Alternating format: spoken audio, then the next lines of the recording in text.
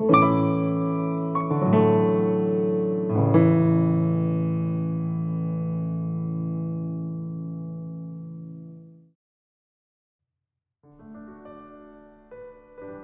Samuel, capítulo 9. Havia um homem de Benjamim, cujo nome era Quis, filho de Abiel, filho de Zeró, filho de Becorate, filho de Afias, benjamita, dono de muitos bens. Ele tinha um filho chamado Saul, moço e tão belo, que entre os filhos de Israel não havia outro mais belo do que ele. Dos ombros para cima ele sobressaía a todo o povo. E aconteceu que as jumentas de Quis, pai de Saul, se extraviaram. Então Quis disse a Saul, seu filho: leve agora com você um dos servos e vá procurar as jumentas. Eles atravessaram a região montanhosa de Efraim e a terra de Salisa, mas não as encontraram. Depois passaram a terra de Saalim, mas as jumentas não estavam ali. Então atravessaram o território de Benjamim, mas também não as encontraram. Quando chegaram à terra de Zuf, Saul disse ao servo que estava com ele: vamos voltar, porque senão o meu pai vai deixar de se preocupar com as jumentas para começar a se afligir por causa de nós. Porém o servo respondeu: nesta cidade mora um homem de Deus que é muito estimado. Tudo o que ele diz acontece. Vamos agora até lá. Talvez ele possa nos mostrar o caminho que devemos seguir. Então Saul disse ao servo: mas se formos para lá, o que levaremos para aquele homem? Porque o pão que tínhamos em nossas sacolas acabou, e não temos nenhum presente para levar ao homem de Deus. Ou será que temos? O servo respondeu a Saul: tenho ainda em mãos 3 gramas de prata que darei ao homem de Deus para que nos mostre o caminho. Antigamente em Israel, quando alguém ia consultar a Deus, dizia: vamos falar com o vidente, porque antigamente o profeta de hoje se chamava vidente. Então Saul disse ao servo: você tem razão, vamos lá. E foram à cidade onde morava um homem de Deus. Quando subiam pela encosta da cidade, encontraram umas moças que saíam a tirar água e lhes perguntaram: o vidente está aqui? Elas responderam: está. Eis que ali vai ele, à sua frente. Vão depressa. Hoje ele veio à cidade porque o povo vai oferecer um sacrifício no lugar alto.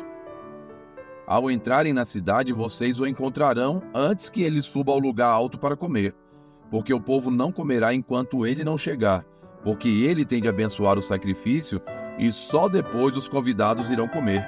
Vão agora, porque hoje vocês o acharão. Então eles foram até a cidade. Quando estavam entrando, eis que Samuel saiu ao encontro deles, para subir ao lugar alto.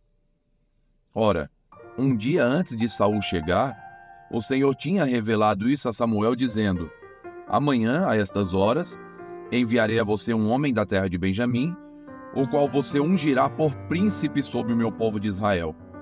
E ele livrará o meu povo das mãos dos filisteus, porque olhei para o meu povo, pois o seu clamor chegou a mim. Quando Samuel viu Saul, o Senhor lhe disse: eis o homem de quem lhe falei. Este dominará sobre o meu povo. Saul se aproximou de Samuel no meio do portão e disse: peço que por favor me mostre onde é a casa do vidente. Samuel respondeu a Saul: eu sou o vidente. Suba diante de mim ao lugar alto. Hoje vocês comerão comigo. Pela manhã eu o deixarei ir e lhe contarei tudo o que está no seu coração. Quanto às ovelhas que se perderam há 3 dias, não se preocupe com elas, porque já foram encontradas. E para quem está reservado tudo o que é precioso em Israel? Será que não é para você e para toda a casa de seu pai? Então Saul respondeu: por acaso não sou eu um homem benjamita, da menor das tribos de Israel? E não é a minha família a menor de todas as famílias da tribo de Benjamim? Por que então você me fala com tais palavras? Samuel levou Saul e o servo dele à sala de jantar e lhes deu lugar de honra entre os convidados, que eram cerca de 30 pessoas. Então Samuel disse ao cozinheiro: traga aquela porção que eu lhe entreguei, aquela que eu lhe pedi para deixar reservada. O cozinheiro pegou a coxa com o que havia nela e a pôs diante de Saul, Então Samuel disse: aqui está o que foi reservado. Pegue e coma, pois foi guardado para você, para esta ocasião, quando eu disse: convidei o povo. Assim, Saul comeu com Samuel naquele dia. Depois que desceram do lugar alto para a cidade, Samuel falou com Saul no terraço. Levantaram-se de madrugada, quase ao raiar do dia, e Samuel chamou Saul para o terraço, dizendo: levante-se, e eu irei com você para lhe indicar o caminho. Saul levantou-se e saíram ambos, ele e Samuel. Quando estavam chegando à extremidade da cidade, Samuel disse a Saul: diga ao servo que passe à frente de nós. E você, quando ele tiver ido embora, espere um pouco para que eu possa transmitir a você a palavra de Deus. Capítulo 10, dos versículos 1 ao 16. Samuel pegou um vaso de azeite e o derramou sobre a cabeça de Saul. Então ele o beijou e disse: o Senhor está ungindo você como príncipe sobre a sua herança, o povo de Israel. Hoje, quando você se afastar de mim, encontrará 2 homens junto ao túmulo de Raquel, no território de Benjamim, em Zelza. Eles lhe dirão: já foram achadas as jumentas que você foi procurar, e eis que agora o seu pai já não pensa no caso delas e está aflito por causa de você, dizendo: que posso fazer por meu filho? Ao seguir adiante, você chegará ao carvalho de Tabor. Ali virão ao seu encontro 3 homens, que vão subindo a Deus em Betel. Um estará levando 3 cabritos, outro 3 pães, e o outro um odre de vinho. Eles irão saudar você e lhe darão 2 pães que você deve aceitar. Então você seguirá para Gibeá Elohim, onde está a guarnição dos filisteus. Ao entrar na cidade, você encontrará um grupo de profetas que descem do lugar alto. Eles estarão tocando liras, tambores, flautas e harpas. E estarão profetizando. O Espírito do Senhor se apossará de você, e você profetizará com eles e será mudado em outro homem. Quando esses sinais se cumprirem, faça o que a ocasião exigir, porque Deus está com você. Vá na minha frente para Gilgal. Eis que eu descerei para junto de você, a fim de oferecer holocaustos e apresentar ofertas pacíficas. Espere 7 dias até que eu venha para junto de você e diga o que você deve fazer. Aconteceu que no momento em que Saul se virou para se despedir de Samuel, Deus lhe mudou o coração. E todos esses sinais aconteceram naquele mesmo dia. Quando eles chegaram a Gibeá, eis que um grupo de profetas saiu ao encontro deles. O Espírito de Deus se apossou de Saul e ele profetizou no meio deles. Todos os que já o conheciam, vendo que ele profetizava com os profetas, perguntavam uns aos outros: que é isso que aconteceu com o filho de Quis? Está também Saul entre os profetas?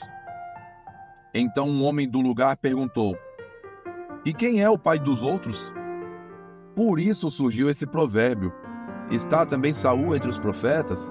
E depois de profetizar, Saul seguiu para o alto do monte. O tio de Saul perguntou a ele e ao seu servo: aonde vocês foram? Saul respondeu: fomos procurar as jumentas, e quando vimos que não apareciam, fomos falar com Samuel. Então o tio de Saul disse: conte-me, por favor, o que Samuel disse a vocês. Saul respondeu: ele nos disse que as jumentas tinham sido encontradas. Porém Saul não contou ao tio o que Samuel tinha dito a respeito do reino. Salmos 55. Dá ouvidos, ó Deus, à minha oração. Não te escondas da minha súplica. Atende-me e responda-me. Sinto-me perplexo em minha queixa e ando perturbado, por causa do clamor do inimigo e da opressão do ímpio, pois sobre mim lançam calamidade e furiosamente me hostilizam.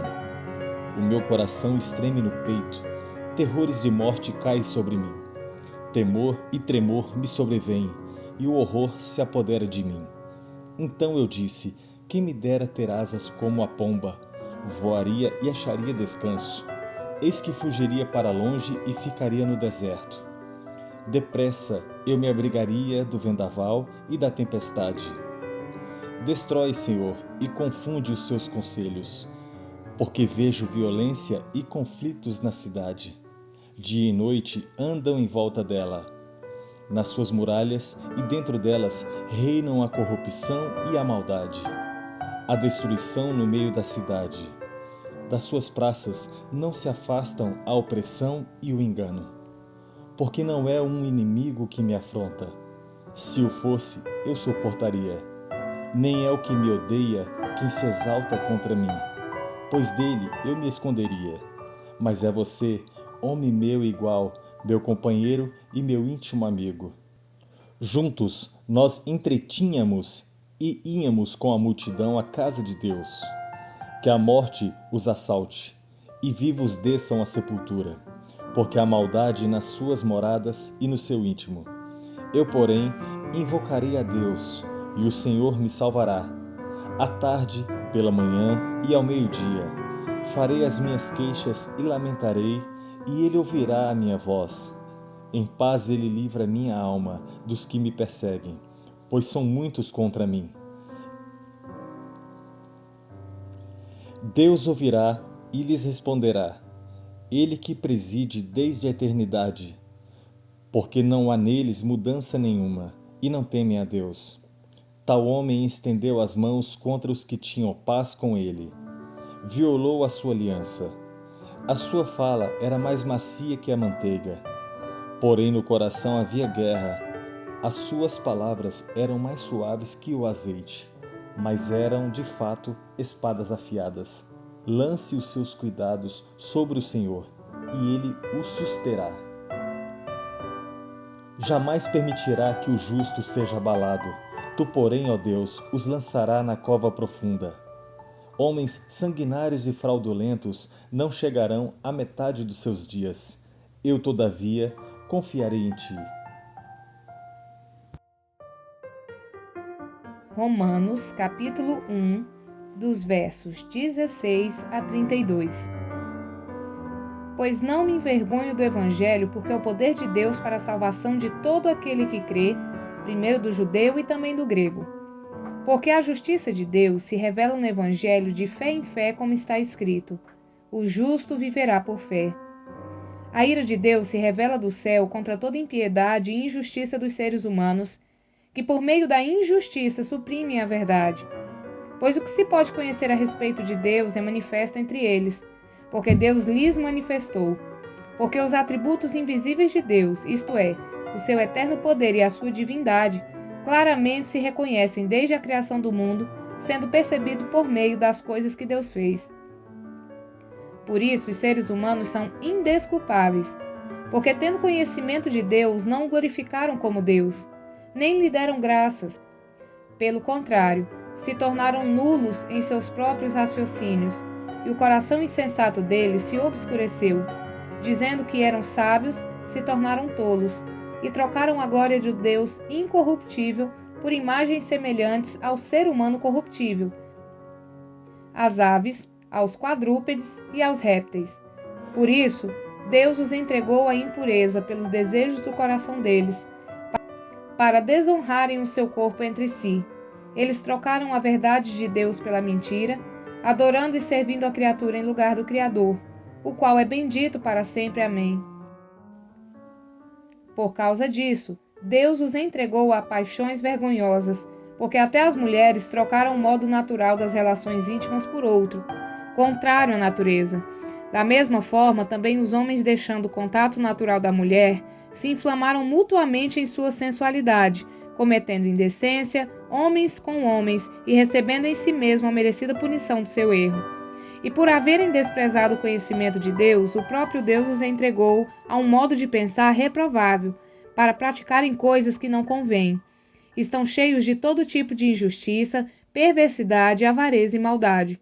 Estão cheios de inveja, homicídio, discórdia, engano e malícia. São difamadores, caluniadores, inimigos de Deus, insolentes, arrogantes, orgulhosos, inventores de males, desobedientes aos pais, insensatos, desleais, sem afeição natural e sem misericórdia. Embora conheçam a sentença de Deus, de que os que praticam tais coisas são passíveis de morte, eles não somente as fazem, mas também aprovam os que as praticam. Curta, Comente E compartilhe.